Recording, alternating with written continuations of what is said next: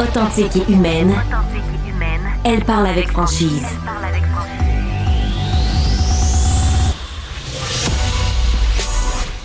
Elle traite l'information avec rigueur et efficacité.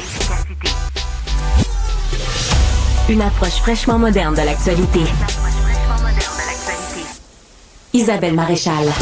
Eh bien, bonjour tout le monde. Merci beaucoup d'être là cet après-midi. On va passer les 2 prochaines heures ensemble avec mon collaborateur Olivier Guillet. Salut, bonjour, Oli. bonjour tout le monde. Et bien sûr, vous êtes au courant de mon équipe. Bien sûr, Sébastien qui vient chaque jour ici à Montréal, de Trois-Rivières. Oui, allô Isabelle. Allô. Et il n'est pas citoyen montréalais, donc pas frappé par cette hausse de taxes dont nous allons parler à l'instant. Faut bien être content de vivre en région quand même, Sébastien. Et Florence Lamoureux qui est avec nous. Bonjour, moi, fière montréalaise. Voilà, fière montréalaise, mais locataire. Locataire, oui. Locataire. Est-ce que vous avez vu ce qui se passe justement à la Ville de Montréal? Vous le saviez, hier, on s'en est légèrement parlé. C'était jour d'annonce de budget. Et ce matin, on en a un peu... on a regardé ça. Puis moi, j'ai appris que j'aurais des hausses de taxes à Verdun de 5,4 %. Vous savez... Quand on est à la tête d'une ville, il n'y a pas grand-chose d'autre à faire que d'augmenter les taxes. C'est à peu près la seule affaire que... C'est ça qu'on comprend. Qu'ils ont à leur disponibilité. C'est le fun que ça fasse rire Claude Pinard. Vous voulez dire pour augmenter les revenus? Parce qu'on fait d'autres choses que juste augmenter les taxes. Non, mais Claude, okay. Merci beaucoup d'être là. Ça Claude me fait plaisir, Pinard, qui est président, puis oui, il allait quasiment s'étouffer, fait qu'il boit une petite gorgée d'eau. Président du comité exécutif responsable de l'itinérance à la Ville de Montréal. Le numéro 2, là, après Soraya, Martinez Ferrada, la nouvelle mairesse.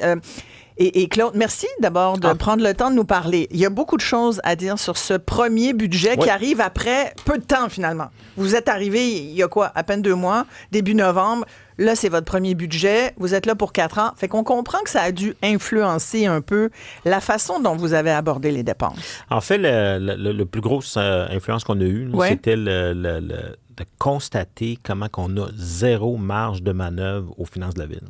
C'est-à-dire la pression des facteurs internes et externes qui influent sur la Ville. Cette année, dans le budget, on en parlait tantôt, là, on a 87 millions de dollars de plus pour servir la dette. Donc, les obligations qu'on a envers notre dette, 87 millions de plus que l'an passé. Ça, c'est des intérêts? C'est des intérêts, c'est effectivement. Puis, et pour l'illustrer, pour que les gens comprennent, là, 1 % d'augmentation des taxes, c'est 40 millions de dollars. Elle est combien, la dette de la Ville? La dette de la Ville là, on a réussi cette année à amener la limite, ce qu'on appelle la limite d'endettement à 100, donc revenus et dette, même niveau. Fait que ce qui veut dire 7,7 milliards. Wow! On a autant de dettes qu'on a de revenus. Wow! OK. Mais vous venez, Claude, vous avez été président de Centraide, vous avez aussi été dans l'entreprise privée, entre autres chez Saputo.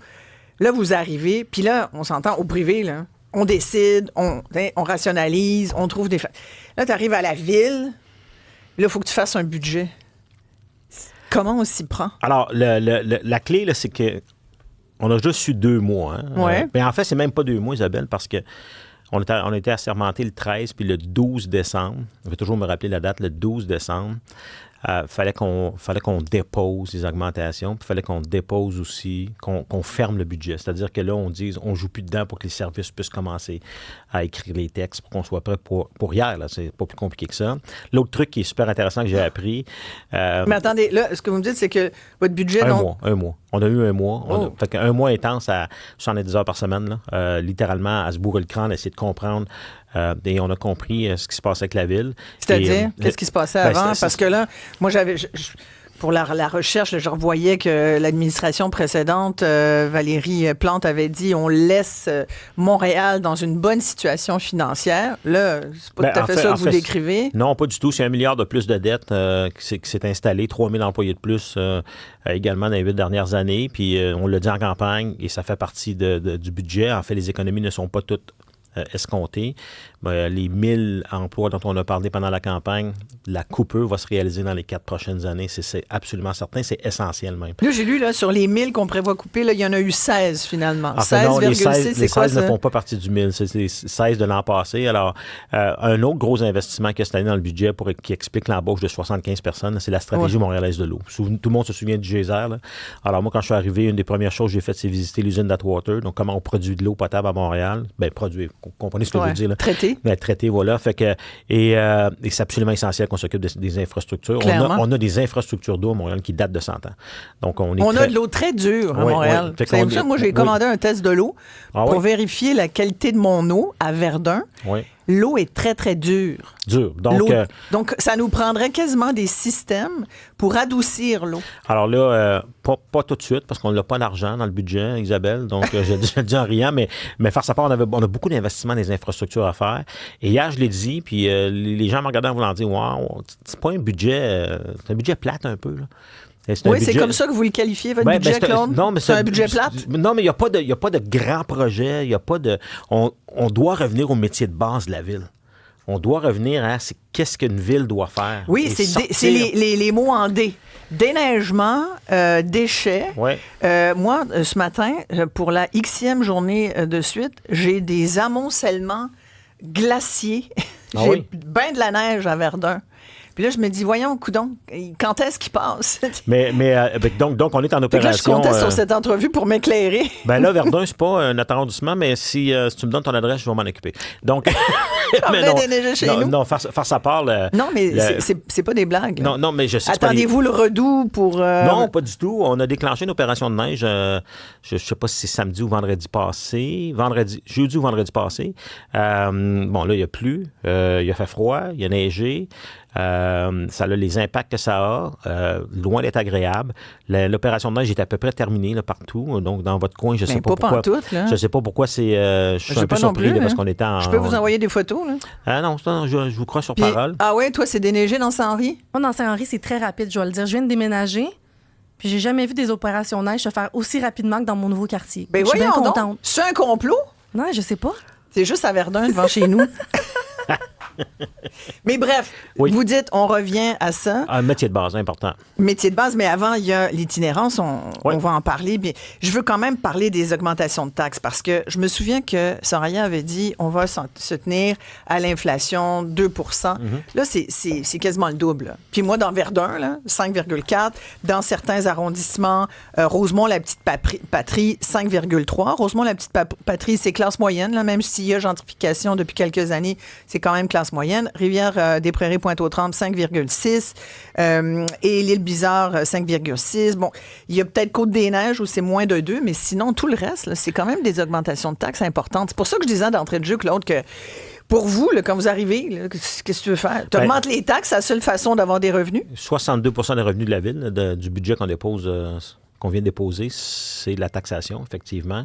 Quand on parle de l'inflation, Isabelle, nous, on a pris le chiffre de septembre. Septembre 2024 versus septembre 2025, l'inflation était à 3,4 %. Et on a réussi à faire le 3,4 et je vais expliquer parce qu'il y a une pondération qui est exercée sur le taux de taxe qui fait que le 3,4 % c'est 80 % de votre facture. La différence, c'est les arrondissements. Ouais. Donc, les arrondissements, en moyenne, ont augmenté leur taxe de 7 %. Ce 7 %-là vaut 0,8 donc 3,8 % d'augmentation de la charge fiscale. Mais la taxe, elle, a augmenté de 3,4 Vous vivez à Verdun, je pense que c'est le deuxième arrondissement qui a le plus haut taux de taxe dans une année où on a augmenté les transferts aux arrondissements en leur demandant, s'il te plaît, de faire en sorte qui n'écoute pas la ville-centre. Parce que là, vous comprenez, Claude, on a déjà qu'on a 2 paliers de gouvernement fédéral, provincial. Oui. On rajoute le municipal. Puis vous êtes en train de me dire, à Montréal, il y a comme 2 paliers de gouvernement. Il y a la ville-centre, puis il y a les arrondissements. On leur dit, faites ça, mais comme des ados, ils n'écoutent pas. Ça peut pas marcher de même. Alors, l'idée de la mairesse là-dessus, puis elle en a parlé en campagne, et c'est débuté, on a une table des maires. Donc, une table de l'ensemble des 19 arrondissements, que ce soit proche de Montréal, que ce soit M. Miranda à Anjou ou La Salle qui ont une équipe différente, Ensemble Montréal. Donc, il y a eu une première rencontre, il y a une deuxième rencontre qui s'en vient. C'est une table qui est présidée par 2 élus, un de l'opposition officielle, l'autre de La Salle, qui est un autre parti politique. Et là, comprenez, là, on a un comité exécutif transpartisan, la première fois que ça arrive. Là. On a des gens de l'autre parti parce qu'on veut travailler en collaboration. Donc, à la table des maires, on va être en mesure de discuter de ça. Puis ce qu'on a décidé de faire là maintenant, c'est que très bientôt, la minute qu'on va avoir, assuré le fonctionnement de la table des maires, les directeurs d'arrondissement vont joindre aussi. Parce que l'idée là, de ces conversations-là, c'est que, 1, la collaboration s'installe, puis que 2, on apprenne l'un de l'autre, puis qu'on voit comment on peut être plus efficace. Oui, mais je pense que les Montréalais, ce qu'ils veulent, c'est surtout qu'on arrête de leur en mettre, qu'on leur en prenne dans leur poche puis qu'on leur en mette sur les épaules. Ça n'a juste pas de bon sens. Là. Vous avez vu aujourd'hui, puis on va en parler largement, on va donner la parole aux auditeurs tout de suite après cette entrevue à Claude Pinard, parce que moi, je veux savoir ce que les gens pensent de ça. Au moment où il y a un nouveau sondage qui vient de sortir, où on apprend que 2 Québécois sur 3 Canadiens disent qu'ils ne voient pas comment ça va s'améliorer, ils craignent pour l'économie, ils se disent on ne sera pas capable de boucler nos fins de mois si ça continue. Il y a beaucoup d'inquiétudes économiques reliées au coût des aliments, l'inflation alimentaire qui va nous rajouter à peu près 1 000 $ pour une famille moyenne de 4 personnes cette année. Vous avez été là-dedans, là, dans l'insécurité alimentaire. Fait que j'ai pas besoin de vous faire le portrait. Je veux dire, ça s'améliore pas, ça empire. C'est pas juste une vue de l'esprit, c'est pas juste un état de panique qui est fondé sur rien, c'est vraiment fondé sur une réalité terrain. Alors, là, la ville arrive, puis des taxes. Je comprends qu'il n'y a pas d'autre façon, mais c'est-tu possible de pas... est-ce que ça aurait été possible de ne pas le faire? Cette année, ce n'était pas possible. Et honnêtement, je comprends. Puis il n'y a rien que je peux dire, Isabelle, pour justifier. Non, mais pas pour justifier, mais pour venir ajouter sur ce que tu viens de dire. Je veux dire, tu sais d'où je viens. Ce qui est important, c'est que de comprendre, c'est que les villes vivent la même inflation. Donc, les contrats sont plus dispendieux. Les salaires, on doit payer le salaire. On a 7 conventions collectives en négociation au moment où on se parle. 7 conventions collectives. Okay? Donc, quand on est arrivé au pouvoir, il y en avait 5 qui étaient échues, 2 qui sont terminées à la fin de l'année, 25. Donc, on comprend, c'est très difficile. Notre promesse, c'est qu'on allait gérer de façon rigoureuse et les économies, vous avez vu dans le budget hier, 79 millions qu'on a d'économies récurrentes déjà. Bien, là, on part... Faites où? Ils sont faites... un peu partout? Un peu en certaines activités qui ne touchent pas directement les citoyens. Le Bixi, certains emplois. Non, Bixi, c'est un lissage, là, ce qu'on appelle... on reporte un peu dans le temps certains il n'y a pas de bris de service, il n'y a pas non plus de diminution de service dans le Bixi. Il y a un ralentissement de l'expansion du service. C'est tout, là. Oui, puis sur les pistes cyclables, on s'entend-tu que... Les pistes cyclables... On en a assez? On en a assez? Ben, écoutez, les pistes cyclables, on dit, nous, on pense améliorer, sécuriser le réseau. Ouais. On a mis des sommes importantes sur 10 ans. Honnêtement, la différence entre ce que nous, on fait et ce qui avait été prévu par l'ancienne administration, il y a 800 000 $ de moins. Fait que, on va arrêter là, de s'énerver avec ça. Vous n'êtes pas anti-vélo, là? Non, mais... on s'entend, Montréal, c'est une ville de vélo, là. Oui, non, écoutez, moi, je suis un ancien président de la Fédération québécoise des sports cyclistes, donc, tu sais, vous m'expliquez ça. Là. C'est vrai? Absolument. Oui. Absolument. J'étais président quand l'UCI a décidé d'amener le championnat du monde ici. J'ai très hâte en 2026, je peux vous le dire, en septembre 2026. Donc, hier, on s'est fait dire, là, la mairesse et moi, qu'on était, on s'est fait dire par Projet Montréal qu'on était anti-accessibilité, anti-vélo et anti-automobiliste. Alors là, à un moment donné, là, ça devient un peu difficile. Nous, on est pro-mobilité inclusive et pro-mobilité qui vraiment satisfait tout le monde, qui est en mesure de... Mais vous, ça doit vous frustrer de vous faire dire ça, alors que vous venez de me dire que vous êtes un ancien président d'une fédération cycliste. Honnêtement, je comprends les préoccupations des gens. C'est juste que actuellement dans le vélo, c'est beaucoup plus... c'est très polarisé, là. Mais moi, je vous dis que c'est 50-50. 50% des gens qui se disent on est correct, 50% des gens qui en veulent plus. Ouais. Nous, on dit un instant, on veut voir ce qui se passe, l'amélioration, sécurisation de certains endroits, puis on va le faire. Mais on n'a pas de moratoire, les programmes sont là, il y aura des nouvelles pistes cyclables cette année ou de l'ajout de kilométrage. Il faut arrêter, là, je veux dire, on a une responsabilité fiscale importante, puis c'est ce qu'on va faire. Puis vous parlez de 50% des gens pour, 50% des gens contre. Moi, je peux vous dire qu'il y a 100% des citoyens automobilistes montréalais qui sont écœurés des nids de poules. On en a parlé hier, puis depuis 24 heures, on reçoit des commentaires des auditeurs là-dessus, puis ça continue. Je reparlais ce matin encore à LCN parce que les gens m'en parlent. On tombe dedans. Je veux dire, moi, depuis le retour, là, ça m'a frappé de voir à quel point il y en a. Puis Claude, je sais que vous devez, vous aussi, au volant, essayer d'éviter les nids de poules. Je veux dire, j'avais un restaurateur hier qui disait, il venait de tomber dans un immense cratère sur Notre-Dame, comme à peu près 25 autres automobilistes, à tel point qu'on blaguait sur le fait, puis ça devrait peut-être pas être une blague, sur le fait que, à un moment donné, quand tu as 25-30 personnes qui tombent dans le même maudit trou, on a les coordonnées de tout le monde. On se disait recours collectif contre la ville, parce que la ville est au courant, visiblement. Les policiers sont venus. Ils étaient au courant de ce nid de poudre-là. Combien ça prend de jours avant qu'on bouche un maudit trou sur la rue à Montréal? Alors, la situation particulière, hein, l'été est arrivé tôt. L'hiver est arrivé tôt. Non, mais dites-moi pas gel-dégel. Là. Non, mais il y a une affaire. Les 2 dernières semaines, là, Isabelle, ouais. La température n'a pas été simple. Alors, il a fallu s'occuper des trottoirs, il a fallu déneiger, il a fallu s'assurer que votre collaboratrice ici là, soit satisfaite de son déneigement. Là, je parlais à Alain de Souza ce matin, qui est en charge de la mobilité. Alain, qui est maire de Saint-Laurent. Alors, lui, il me disait que dans Ville-Saint-Laurent, il y a une équipe 24/7 sur les nids de poule. Les nids de poule? Oui. Alors, c'est commencer dans Saint-Laurent, c'est commencer. Fait que là, vous l'avez appelé pour dire comment tu fais pour avoir une équipe 24/7? Non, mais je parlais parce qu'il est en charge de la mobilité et des infrastructures, Arlen. OK, mais Ville-Marie, qui est la circonscription de Soraya. Ville-Marie, Notre-Dame, je veux dire, ça n'a juste pas de bon sens. Là. En plus, Notre-Dame, c'est une rue qui est empruntée par énormément de Montréalais, comme on sait. Et beaucoup de camions, fait que c'est sûr que ça abîme. C'est clair. Mais il faut considérer ça. Là. Absolument, mais on est hier matin à 7 h, on est en réunion là-dessus. Ce matin à 7 h, on est encore en réunion là-dessus. Vous allez faire quoi pour les nids de poule? On va sortir massivement pour s'assurer des colmatés. Ça n'a pas de bon sens. Là. Mais ça peut pas être des petites chiures d'asphalte, là, Claude. C'est comme ça. Non, mais je te dis ça parce que j'en ai vu une hier. Il était deux employés là, à tasser un petit tas d'asphalte dans un trou. Je veux dire, si on y va à mitaine de même, on n'a pas fini. Là. On va se ramasser en plein milieu de juillet. Mais en même temps, c'est quoi l'autre solution? C'est que ça prend des camions, puis il y a des camions, il y a différentes façons de le faire. Il faut une vraie opération. On bouche les trous. On est là-dedans. Vous allez nous voir à l'œuvre. Là, vous me confirmez, il y a une opération bouchage de nid de poule à Montréal? Ben écoutez, vous avez vu les routes, là? Vous venez de m'en parler. Ouais. Donc, définitivement, mais je n'ai pas vu d'opération de bouchage de nid de poule, par exemple. Ça s'en vient. C'est quand? Ben c'est là. On est en train de le faire. De l'organiser. Absolument. OK. Bon. Puis quand est-ce que ça va être sur la route? Ben, c'est commencé à Saint-Laurent. L'autre truc, c'est que les arrondissements sont en charge de boucher les trous locaux. Nous, on est en charge de boucher les grandes artères. Ça, c'est encore avec la structure de la table des maires. On est, au moment où on se parle, en train de discuter de voir comment on va faire ça. Mais Notre-Dame, là, c'est tout le monde est à l'action. Notre-Dame, c'est Montréal. C'est la ville. C'est vous autres. C'est la ville. Fait qu'on s'en occupe. Notre-Dame, quand est-ce que... Moi, je veux une vraie réponse. Là. Quand est-ce que les trous sur Notre-Dame vont être bouchés? C'est débuté, Isabelle. C'est débuté. Ben, fait qu'on va... quelle rue? Parce que moi, je passe là encore. Là, on est quoi? On est mardi. Depuis la semaine passée, je vois pas de trou de boucher. Là. C'est les mêmes maudits trous. Alors, j'aurai une réponse plus précise pour votre recherchiste tantôt. Ouais. Mais définitivement, on est là-dessus. Ouais. Parfait. Non, mais c'est sérieux parce que c'est dangereux. Fait qu'on parle de sécurité, puis on parle, c'est vraiment dangereux. Pour les voitures, puis... Est-ce qu'on a des commentaires là-dessus? Là, ça réagit énormément au 1-877-827-2346. J'ai un auditeur ici qui dit toujours la même histoire à Montréal. Bye bye Montréal, j'ai mis mon duplex en vente. Déjà là, dû à la hausse de taxes qu'on parlait. On a aussi quelqu'un qui dit je suis déçu de Soraya, ça c'est Alex de Montréal. Je suis déçu de Soraya, elle est menteuse. Bon, c'est la deuxième promesse qu'elle brise après sa décision de ne pas démanteler les pistes cyclables. On en parlait un peu plus tôt. Et elle ne respecte pas sa promesse de taxe à l'inflation présentement. Et on peut y aller, je vais revenir un peu plus tard sur les autres. Ouais. Je veux pas.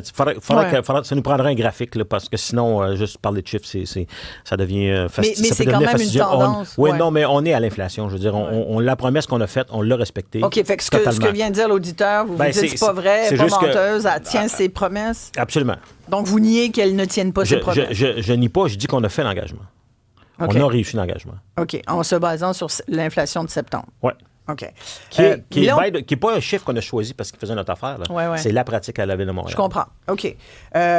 Sur le commentaire de celui qui dit... Actuellement 2 colmateuses dans Ville-Marie. Avez-vous quelque chose dans l'oreille qui vient de vous dire ça? Vous avez la montre. J'ai la montre intelligente. 2 colmateuses dans Ville-Marie? Dans Ville-Marie. OK. Est-ce que c'est les... C'est les trucs là, qui se promènent. Florence, tu me l'as nommé hier, la fameuse machine, comment elle s'appelle? Le Python 5000. C'est ça, c'est une Python 5000? C'est 2 Python 5000? Je ne sais pas si c'est des Python 5000, mais c'est une colmateuse. Donc, je pourrais confirmer qu'on a... D'accord. Non, mais on est au courant, nous autres, de l'équipement nid de poule. Non, c'est un gros dossier, ça. Donc, un Python 5000. Python 5000. C'est noté, c'est noté. Ouais. C'est un peu moins pire qu'à la mitaine. Mais on peut pas dire. Mais quand même, ça fait la job. Mais c'est quand même pas. Là. Il y a des. Sincèrement, Claude, faut y aller voir. Tantôt, là, après l'entrevue. Je suis allé. J'étais là ce matin. Alors, il y a des tronçons. Il faut refaire le tronçon. Ça sert à rien de faire avec le piton, là. Excellent. Il faut faire le tronçon. faut mettre l'argent là-dessus. Là, vous allez avoir un petit peu plus d'argent, là? Oui. Bon. Sur la personne qui dit qu'elle vient de vendre son duplex pour quitter Montréal, on sait, là, il y a encore un autre sondage qui vient de nous confirmer que les gens veulent trouver leur bonheur à la campagne et non plus en ville, écœurés de la ville. Et là, on voit qu'il y a à peu près 30 millions de plus là, en taxes de bienvenue. Ça, la taxe de bienvenue, c'est pour nous dire bienvenue. Merci d'avoir acheté à Montréal. Là, ça veut dire, est-ce que c'est une augmentation de la taxe de bienvenue, du taux, ou c'est parce que vous êtes... les transactions. Du nombre de transactions. Fait que vous estimez qu'il y aura plus... Ce sont des droits de mutation. La taxe de bienvenue, c'est parce que c'était... Monsieur Bienvenu. C'était Monsieur Bienvenu. Donc, c'est des droits de mutation. C'est parce qu'on pense on estime qu'il va y avoir une reprise. Et que les gens vont vendre et acheter. Il y aura des transactions. Donc, droit de mutation, c'est là-dessus. Ça, c'est payant pour la ville, ça. C'est terrible, ça. C'est un gros frein à l'accessibilité à la propriété. Je ne sais pas si c'est le plus important frein. Je pense que parce qu'il faut le payer. On a 30 jours, puis il faut le payer tout de suite. C'est des gros montants. Là. Je connais bien les droits de mutation. Isabelle, ce que je vous rassure, c'est que je pense qu'on manque plutôt de logements et d'offres actuellement qui font du sens là, pour que ce soit abordable ou social dans le cas du logement, abordable dans le cas des condos. Et on a plusieurs secteurs d'intérêt qu'on va développer. Le Bridge Bonaventure, qui est pas loin du... Bridge, dans le vieux Montréal, je peux le dire comme ça, Cité du Havre. Après ça, la Chine Est, Blue Bonnet, qui s'en vient également, qui seront plus de logements locatifs, mais il va y avoir définitivement un besoin de ces logements-là parce que le taux d'inoccupation est beaucoup trop bas pour les logements sociaux et abordables. C'est très problématique. Mais ça n'a rien à voir avec nécessairement les stratégies de la Ville de Montréal. Le sous-investissement dans le logement social abordable, c'est depuis 1995. On en a parlé, je n'ai déjà parlé à votre micro sous mon chapeau de Centraide. Et ça, c'est ce qui cause actuellement la crise d'abordabilité qu'on a dans le logement à Montréal. Ouais, il nous reste quelques minutes seulement. Claude Pinard, je veux quand même qu'on parle d'itinérance. Ça reste votre priorité. Ça a été celle de Soraya Martinez-Ferrada qui, le 6 décembre dernier, nous avait dit ici, en exclusivité, je veux pas qu'il y ait aucun itinérant qui meurt cet hiver à Montréal. Là, vous mettez un peu d'argent, 30 millions de mémoire, c'est ça? 20 millions de plus, donc 30 millions au total. Voilà. On s'entend que c'est pas grand-chose, Claude. C'est énorme. Savez-vous ce que c'est par rapport à... Ça va-tu faire une différence pour vrai? Oui, parce que je vais vous expliquer. Puis je vais vous donner un exemple très concret. Alors, on passe disons, de 9,9, 10 millions à 30. Ça, 30 millions en une année, c'est plus que l'ancienne administration a fait en 4 ans. Donc, quand on regarde la situation de l'itinérance, ça veut dire que la dégradation qu'on a vue dans les dernières années, au niveau de la cohabitation, entre autres, mais également l'augmentation de la population de l'itinérance, on voit qu'il n'y a pas eu de tentative c'est clair. Là-dessus, c'est sûr, vous avez raison. Ils étaient sourds à ça. Alors, donc, il n'y en avait que pour les maudites pistes cyclables. Fait que là, vous aviez dit itinérance priorité. Qu'est-ce que ce 30 millions va changer? 30 millions va nous permettre d'offrir de la prévisibilité aux organismes communautaires. J'explique. On a ouvert des haltes chaleur, 500 haltes chaleur. On aurait pu ouvrir plus, on avait plus d'emplacements. Ce qui manquait, capacité au niveau des organismes communautaires. Pourquoi? Parce qu'à chaque fois qu'ils font des demandes à la Ville, c'est toujours une demande pour 1 an. Là, on va être en mesure de dire, voici du financement pour 2 ou 3 ans, et vous allez être en mesure d'embaucher des employés, leur donner un peu de sécurité d'emploi, puis voir venir ce qui va se passer. Au moment où on se parle, on est en réunion encore après-midi sur la cellule de crise de l'itinérance. Savez-vous, il y a un sujet qui est ajouté maintenant. On parle du 1er décembre 2026. Parce qu'on veut être prêt, on veut voir comment on va s'attaquer à la situation. Parallèlement, on a dit qu'on allait mettre 100 millions dans l'hébergement de transition, 100 millions dans un budget qui existe. On va le taguer, là, si je peux dire, sur des logements en hébergement de transition pour les personnes en situation d'itinérance. Isabelle, une personne itinérante, là, c'est pas nécessairement un drogué, c'est très certainement pas nécessairement de la santé mentale non plus. On fait un amalgame qui est un peu qui est vraiment malheureux. Même s'il y en a beaucoup, là, quand même, de ces enjeux-là. Puis le fait d'être dans la rue, ça accroît ça aussi. Je peux passer 4 ans à dire que c'est pas mon problème, que ça devrait être réglé par d'autres paliers de gouvernement. Je peux également dire, Montréal, c'est ma ville. Il y a quelqu'un qui dort chez nous sur le trottoir et c'est inacceptable. C'est ce qu'on a fait. Halte chaleur, habitation, financement, fonds d'appariement. Le privé est intéressé à contribuer à la solution. Au moment où on se parle, on parle à des grandes familles, on parle à des entrepreneurs privés qui disent, nous, on lève la main, on veut donner un coup de main. Moi, je pense, là, et je le disais souvent avant, il n'y a personne Les seul. Saputo? Tout le monde. Beaucoup de grandes familles. Il n'y a personne seul qui a la solution. Il n'y a pas quelqu'un qui a de l'argent, quelqu'un qui n'a pas d'argent, les organismes communautaires, le gouvernement, la ville. On va devoir travailler tout le monde ensemble. Il faut travailler tout le monde ensemble. Mais il va falloir construire des places. Claire, il va falloir... Mais ça va prendre du logement social, ça va prendre du logement abordable. Ça coûte pas 2 piastres, là. Non, mais c'est faisable. Je vous dis que c'est faisable. Regardez-nous aller. OK. Est-ce qu'on a... On arrive. On avait 25 minutes. C'est quasiment à 30 secondes près. Qu'est-ce qui a été votre grande surprise, Claude Pinard, depuis que vous êtes là à la ville? Numéro 2, point de vue finance, point de vue ce que vous voulez. Votre grand constat aujourd'hui, 2 mois après. Je pense que j'en aurais trop. C'est vrai? Oui, j'en aurais trop. Mais c'est vraiment... Pensiez-vous que ça allait être comme ça? Non, pas en tout. J'avais aucun référent pour le faire. Moi, je demeure motivé. Je suis allé en politique pour ramener de la fierté à Montréal. Je veux qu'on soit refiers de notre ville, je peux dire ça de même. Puis on se souvient, les plus âgés vont se souvenir, les gens de mon âge vont se souvenir de la campagne de l'OSM avec le Boléro de Ravel au début des années 80, la fierté d'une ville. Important pour moi de ramener cette notion-là chez les employés de la ville, chez les résidents, faire en sorte que les gens arrêtent de quitter, mais qu'on reste ici, qu'on soit fiers de notre ville, la culture, l'ADN de Montréal. On doit ramener ça. Avant de faire ça, Isabelle, on doit revenir au métier de base. On doit ramasser les déchets, on doit déneiger correctement, on doit être en sécurité, on doit s'occuper des citoyens. On aurait pu parler du métro, STM. J'avais le syndicat hier des employés d'entretien qui peut-être prépare une autre grève, la 5e. Je veux dire, on ne va plus être capable. On est à bout. On est en communication constante avec le STM par rapport à un plan, pas juste la question de l'itinérance. On est là-dessus. Mais il n'y aura pas plus de constables. Il va y avoir plus d'amendes sur les routes, par exemple. Sur Notre-Dame, le fameux tronçon. Moi, je suis là tout le temps. Hier, j'étais témoin. Ils ont installé le photoradar. Hier, la journée du budget, ils installaient déjà l'après-midi le photoradar sur Notre-Dame, tout près d'Iberville. Les photoradars... Faites attention, c'est 60 juste pour retour. Hein? En 60, c'est 60 km/h. Je respecte les limites de vitesse. Non, mais ça va vite, 60. Là, j'avais une conclusion super inspirante. Ouais, allez-y donc. M'avait coupé, mais essentiellement... C'est sûr, c'est pas genre penser à l'argent. Non, mais essentiellement, l'idée, c'est... Et c'était quoi votre conclusion inspirante? C'était de ramener la fierté. C'est ce que j'avais fait un build-up, là. Et là, on m'avait coupé là sur le pied. Mais la fierté, Claude, d'accord, là, mais tu sais... Non. Un instant, là, je dis c'est important, c'est de faire en sorte on n'aurait pas le même type de conversation sur le même ton si on était fiers de notre ville.